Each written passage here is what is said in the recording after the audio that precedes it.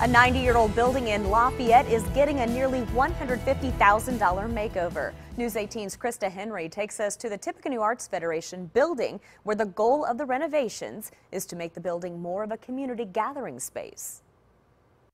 During the years that the Tippecanoe Arts Federation building, also known as TAF, has been open to the community, leaders say they've seen more of a demand for services.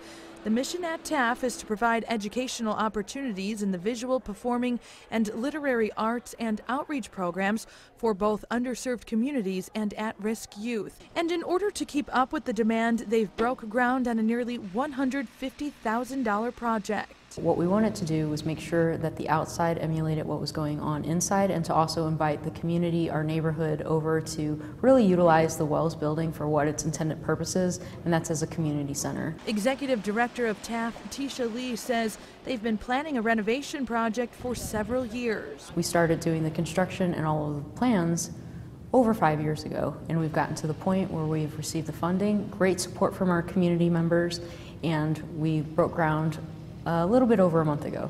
One of the projects on the list is creating what Lee calls a community space. Basically involves some seat walls, a nice area for people to come over, have lunch if they're in the downtown. Lee says you'll also notice a new entryway to the building. We have steps that will be coming off of the parking lot into our building, so people will come in the front of the building, which is what I fell in love with when I first moved here. One of the main goals of the organization, Lee says, has been to utilize the building more and make it more community friendly. And she says with these new renovations, they're on the right path. When you think about its history, starting out as a library dedicated in 1926 to where it is today, and we're on the footsteps of 90 years being in this building, what a great addition to have to accent the rest of the neighborhood that we have in this historic area. Lee says this wouldn't be possible without fundraising, private donations, and support from the city.